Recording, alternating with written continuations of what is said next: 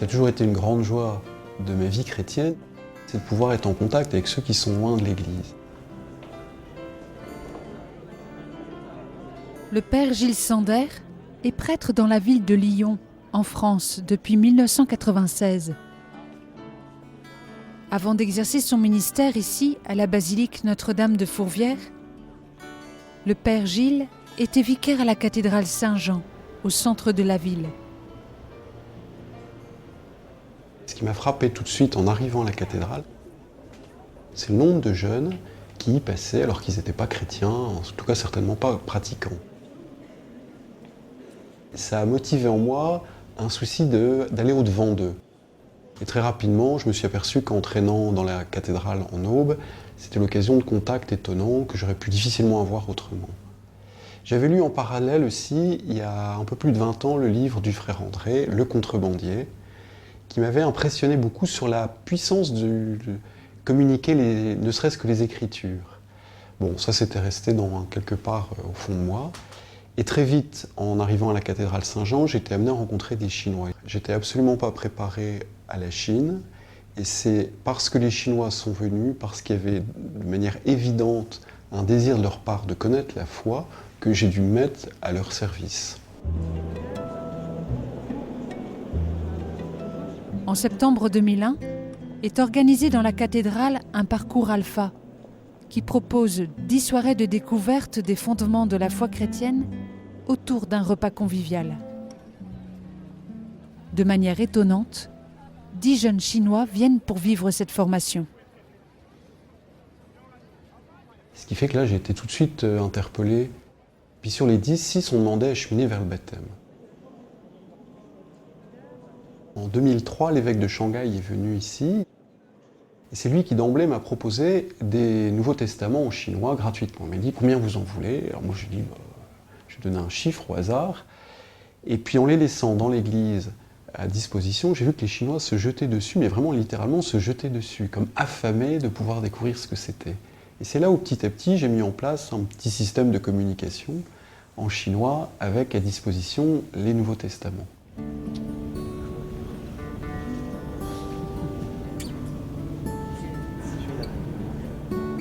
Aujourd'hui, c'est dans la basilique Notre-Dame de Fourvière que Gilles, nommé prêtre depuis 2003, continue à distribuer l'Évangile aux nombreux Chinois qui visitent la basilique.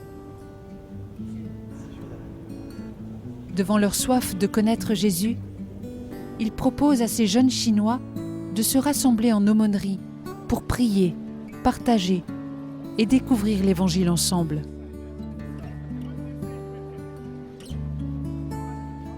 J'ai pu aller 2-3 fois en Chine pour retrouver les étudiants que je connaissais et essayer de comprendre un peu ce pays.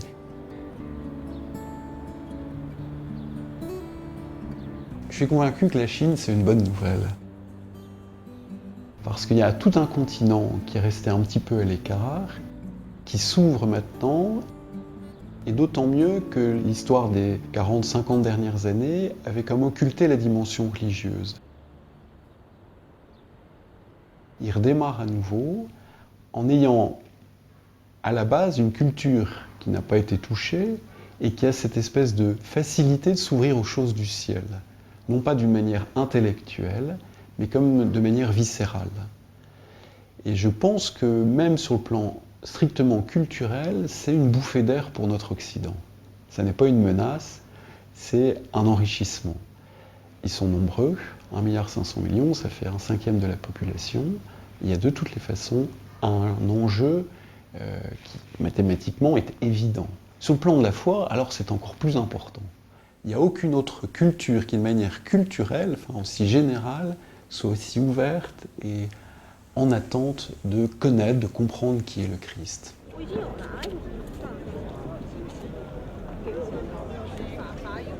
Il y a un exemple qui pour nous a été très marquant, c'est celui de Hao Xin, qui est venu ici en 2005. Hao Xin était étudiant et à Shanghai, donc la cathédrale de sa ville, il est entré une fois, il a eu le premier contact intérieur où il a découvert le Christ en croix. Mais il n'a eu personne à qui parler de ce qu'il venait de découvrir.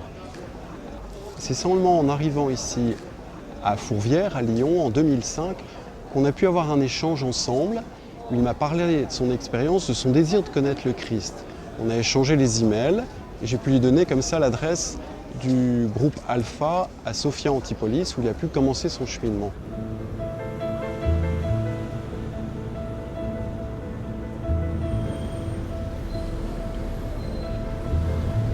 C'est ainsi qu'en septembre 2006, Ao Shin, alors étudiant en communication à Nice, dans le sud de la France, démarre le parcours Alpha dans l'église Saint-Paul des Nations, une paroisse animée par la communauté du Chemin Neuf, à Sophia Antipolis, une grande technopole sur la Côte d'Azur.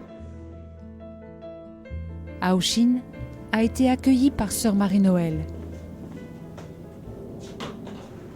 Ao Shin, il est entré un jour dans la cathédrale de Shanghai pour la visiter avec un ami. Il a été profondément touché par une très grande croix avec le Christ dessus. Enfin, pour lui, ce n'était pas le Christ, c'était un homme attaché à la croix, crucifié à la croix. Ao Shin demande alors à une guide touristique de la cathédrale. Mais qui est cet homme?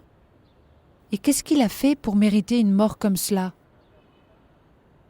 La guide lui répond qu'il s'appelle Jésus et lui conseille de chercher un résumé de sa vie dans des librairies de Shanghai.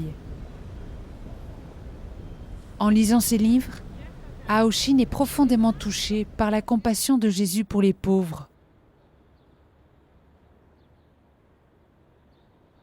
À mi-parcours Alpha, il a demandé s'il pouvait préparer le baptême, s'il pouvait, lui, en tant que Chinois, recevoir le baptême, parce qu'il n'avait pas rencontré de Chinois baptisés, au fait, chrétiens. Il se demandait si un Chinois pouvait être chrétien.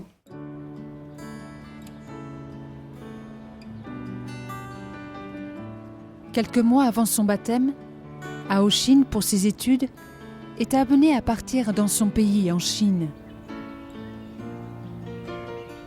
Enfant unique, c'est l'occasion pour lui de partager son expérience à ses parents, qui, de culture bouddhiste, n'ont jamais rencontré de chrétiens.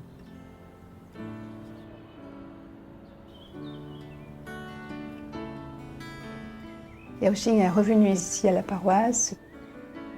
Il a été baptisé en avril 2007.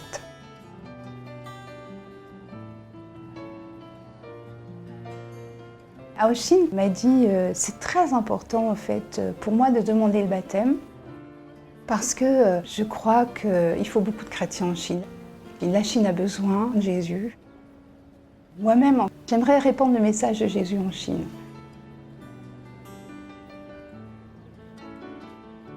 Après son baptême, Ao Shin termine ses études et se fiance avec Lily, une jeune chinoise venue de Shanghai qui elle-même n'est pas chrétienne. Ensemble, ils ouvrent un restaurant japonais en plein centre de Nice.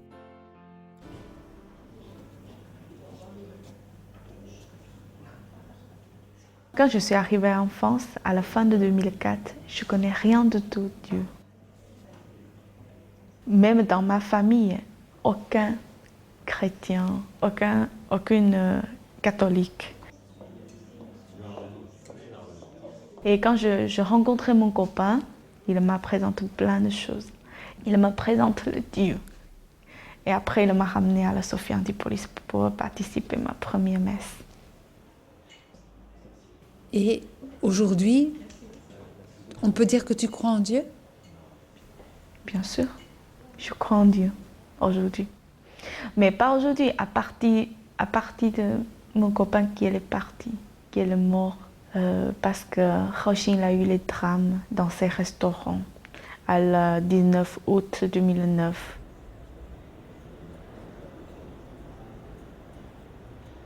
Tard le soir, après une journée de service avec Lily dans le restaurant, Ao Shin, sans défense, est assassiné par surprise, à coups de couteau par son ancien cuisinier.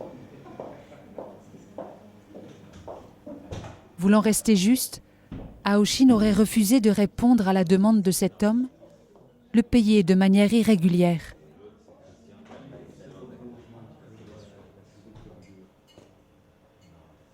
En ce moment-là, j'ai perdu tout. Cette drame m'a réveillée très fort. Quand j'ai eu cette drame, je participais à la messe régulièrement, chaque dimanche, chaque jeudi. C'est pour retoucher mon cœur, pour ouvrir mon cœur, plus en plus ouvert, pour accueillir de l'amour qui vient de Dieu, de l'amour qui vient de le paroissien. C'est un partage.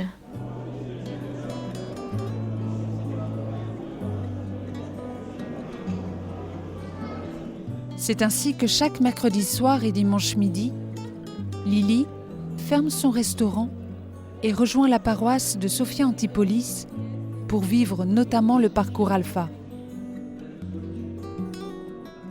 On partage des passages des évangiles, des Bibles, c'est-à-dire Jésus, c'est notre vérité. Je n'ai pas encore demandé le baptême, mais je veux bien, je vais lire tous les évangiles et après je vais demander le baptême parce que j'ai encore des questions.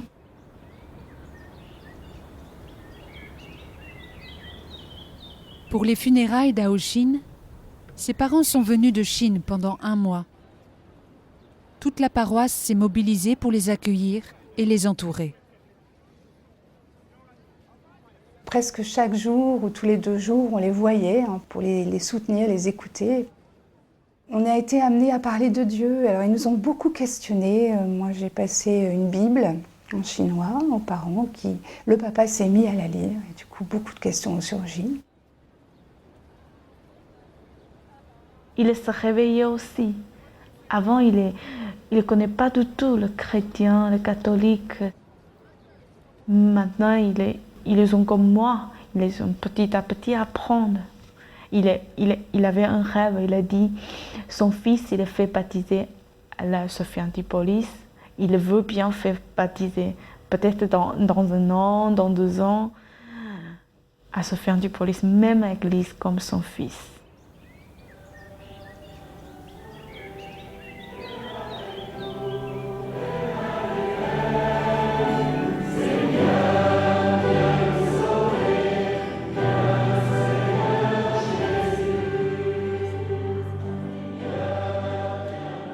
Les transformations de la vie comme celle de Lily et des parents de Aoshin sont nombreuses dans la paroisse Saint-Paul des Nations qui est confiée aujourd'hui à la communauté du Chemin Neuf.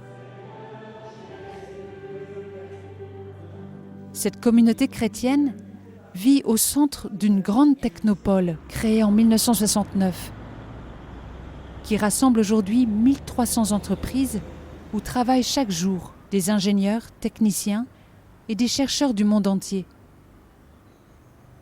27 000 personnes au total. Le fondement de cette paroisse, c'est à la fois Jésus ressuscité. Donc cette certitude que Jésus est vivant aujourd'hui et qu'il touche les vies. Et en même temps, ce Jésus qui est ressuscité, c'est aussi ce Jésus qui a traversé la passion. Et je suis aussi très touché de voir comment des personnes blessées dans leur histoire de couple, dans leur histoire de travail, dans leur histoire familiale ou personnelle, à un moment donné, se laissent rejoindre par Jésus qui lui-même a été blessé.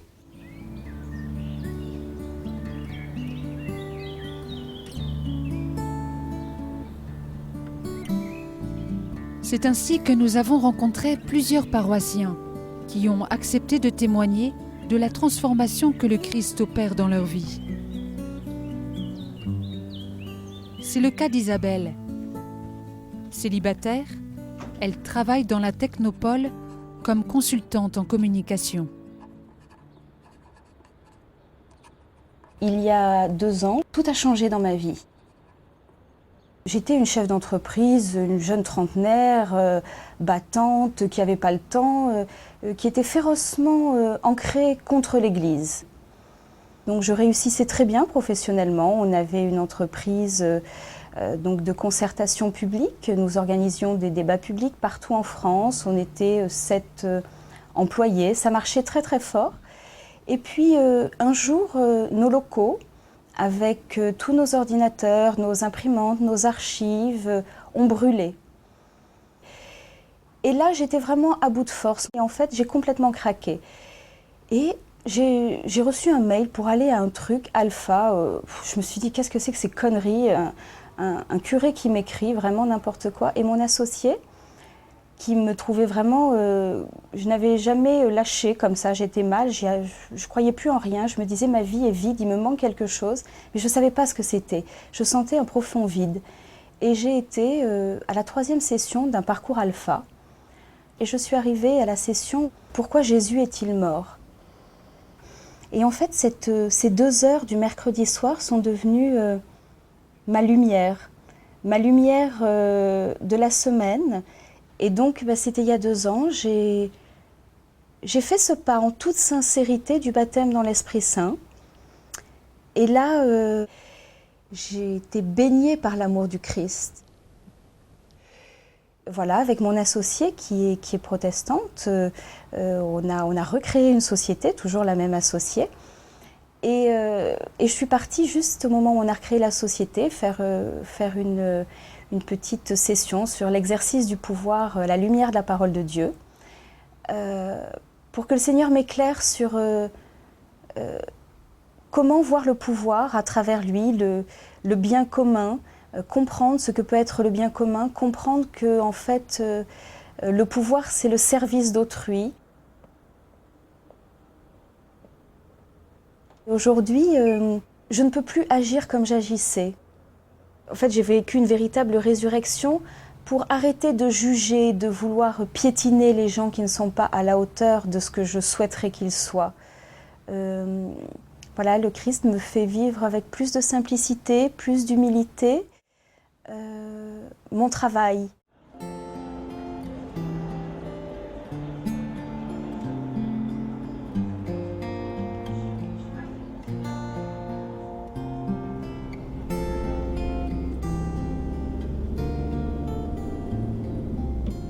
Au départ, les entreprises ici se demandaient mais qu'est-ce qu'une paroisse vient faire ici? On est compétent et en bonne santé, disait-il. En fait, c'est la question de la recherche de sens dans l'hypertechnicité qui à un moment donné émerge. Parce qu'ici, il y a beaucoup de technicité, mais parfois de manque de sens. Les personnes se demandent pourquoi elles travaillent ou où ça va amener.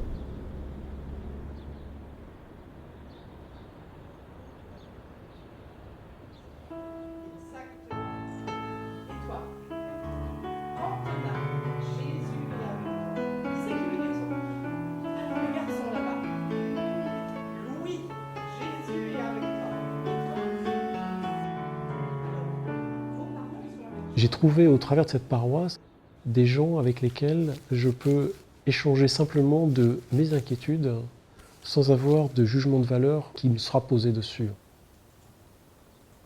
Emmanuel travaille dans la Technopole comme ingénieur dans les réseaux informatiques.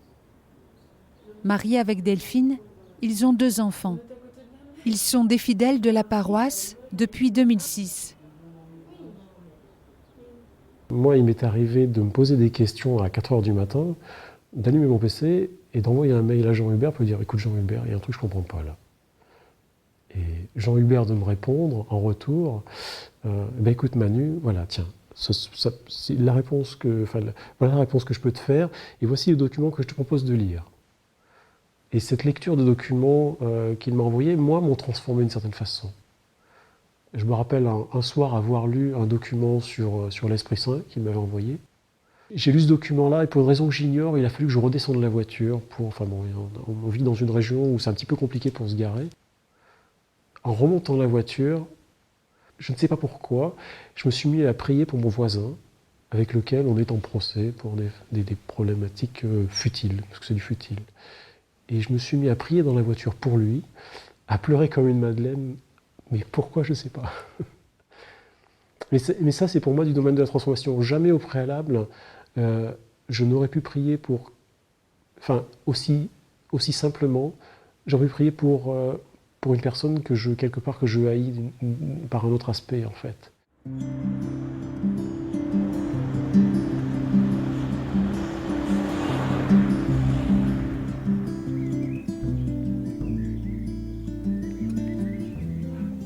m'appelle Tiffany, j'ai 13 ans. Et à l'âge de 10 ans, j'ai demandé mon sacrement des malades pour me guérir de mon allergie, qui est insupportable, qui m'empêche d'être comme les autres. Et donc j'ai demandé de me l'enlever par l'Esprit du Seigneur en fait. Et donc j'ai prié et tout. Et donc le prêtre, dès qu'il m'a béni, avec l'huile bénite, qui m'a mis sur le front, j'ai ressenti comme une ouverture dans mon cœur, auquel tout le ciel est descendu en moi. Et qu'ils ont fait une force, et auquel moi j'ai cru que j'étais guérie.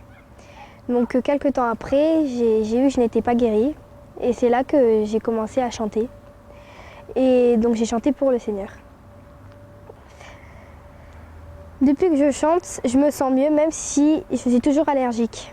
J'ai plus peur de faire tout ce que... Enfin, d'être allergique, voilà quoi. Je suis allergique, c'est pas grave. Du moment que je chante pour le Seigneur, et voilà, je suis contente pour lui et pour moi.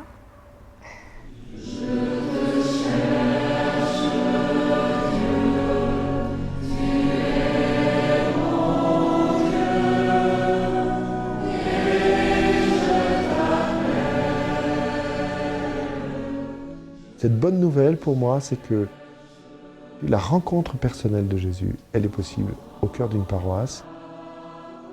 Jésus est vivant aujourd'hui.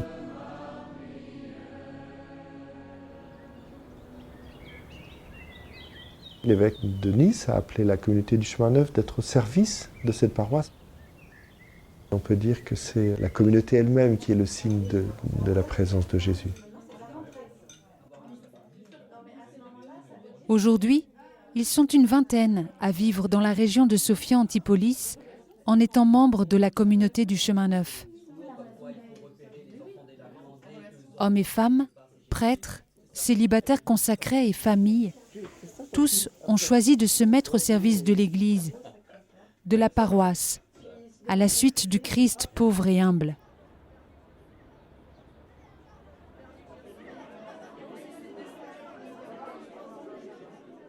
La communauté, en fait, elle se vit avec tous. Il n'y aurait pas certains appelés à la vie communautaire et d'autres à la vie paroissiale, mais on est tous appelés à former une vie communautaire et c'est cette vie communautaire qui donne le goût de la vie chrétienne et le goût de la faire partager. Beaucoup de gens ici amènent des personnes, ils disent « viens et vois ».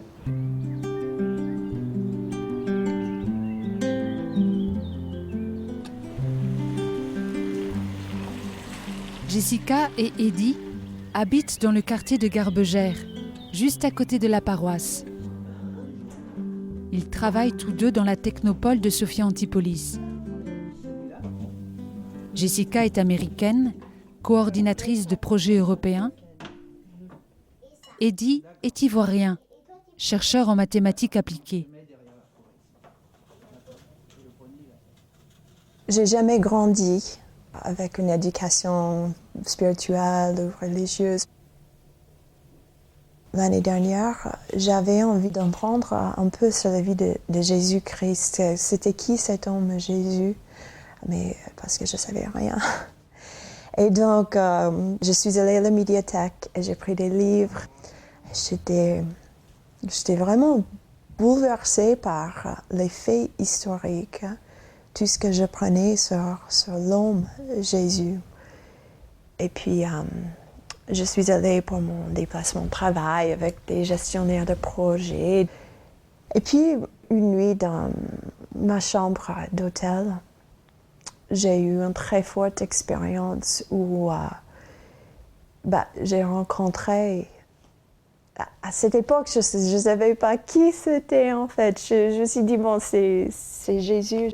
C'est Jésus. Je rencontrais une lumière aimante, mais qui...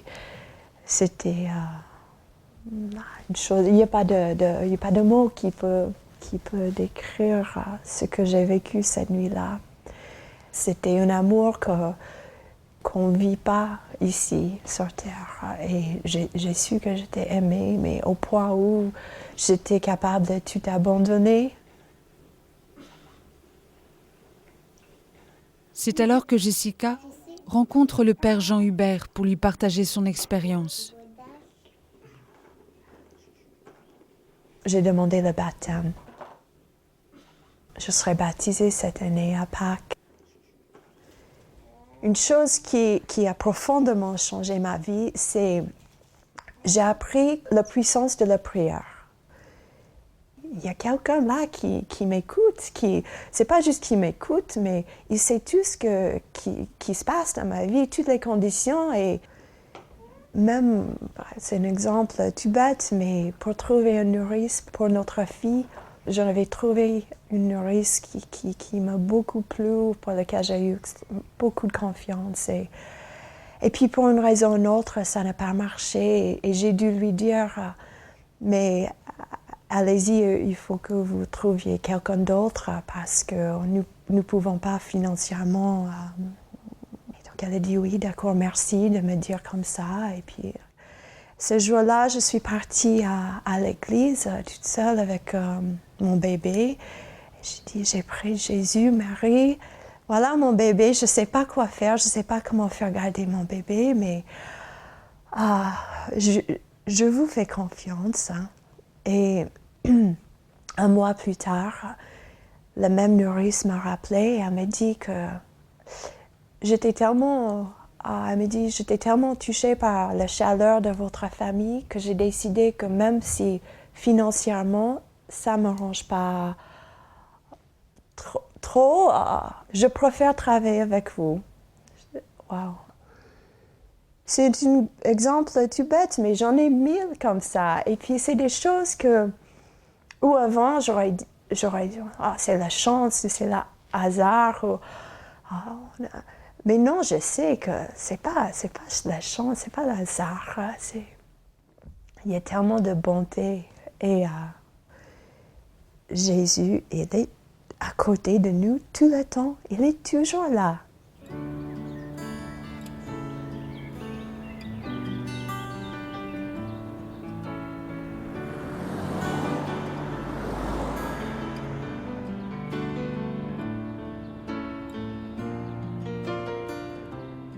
Pour ce mois, nous pouvons prier pour tous ceux qui travaillent dans la technopole de Sophia Antipolis.